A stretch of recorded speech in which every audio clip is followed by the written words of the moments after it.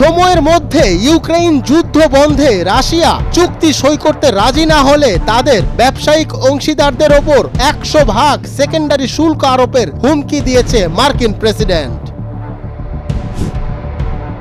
শর্ত পূরণ না হওয়া বলতে সন্দেহজনক হোটেল বুকিং, ইমিগ্রেশন কাউন্টারে হাজির না হওয়া এবং পর্যাপ্ত অর্থ সঙ্গে না রাখার মতো কারণ দেখানো হচ্ছে।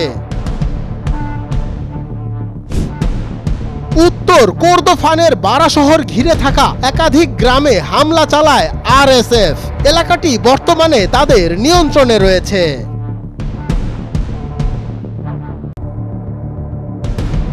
মৃত শিশুদের দেহ অবশেষের খোঁজে আয়ারল্যান্ডের তুয়াম শহরের বহু পুরনো হোমে খনন কাজে যোগ দিয়েছেন যুক্তরাজ্য, কানাডা, অস্ট্রেলিয়া, কলম্বিয়া, স্পেন এবং যুক্তরাষ্ট্রের বিশেষজ্ঞ ও প্রত্নতত্ত্ববিদরা।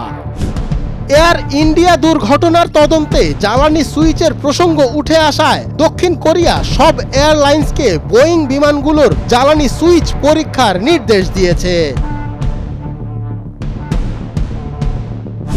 2020 সালে ভারত ও চীনের মধ্যে সম্পর্ক তিক্ত হওয়ার পর মঙ্গলবার প্রথমবার চীনের প্রেসিডেন্ট শি জিনপিং এর সঙ্গে দেখা করলেন জয়শঙ্কর। গত বছর শি জিনপিং এর সঙ্গে মোদির সাক্ষাৎ হয়েছিল এসসিও সম্মেলনে। ইসরায়েলের রাষ্ট্রায়ত্ত অস্ত্র নির্মাতা প্রতিষ্ঠান রাফায়েলের ভিডিওতে দেখা যায় ড্রোন ধ্বংসস্তূপে ভরা গাজা শহরের একটি রাস্তার উপর ভেসে রয়েছে। এ ধরনের ফুটেজ ব্যবহার করা হচ্ছে ইসরায়েলি অস্ত্র বিক্রির জন্য।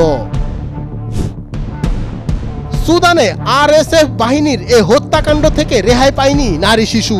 মানবাধিকার কর্মীরা বলছেন শনিবার থেকে শুরু হওয়া এই হামলা গতকাল সোমবারও চলছে।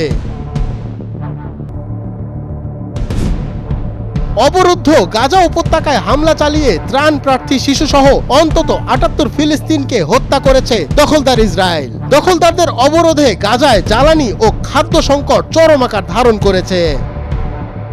হিন্দু ধর্ম ও ভারতের আধ্যাত্মিক রীতিনীতির প্রতি আকৃষ্ট হয়ে ভারতে এসে 2 সন্তান সহ কর্ণাটকের গোকর্ণের রাম তীর্থ পাহাড়ের একটি গুহায় বসবাস করেছিলেন এক রুশ নারী।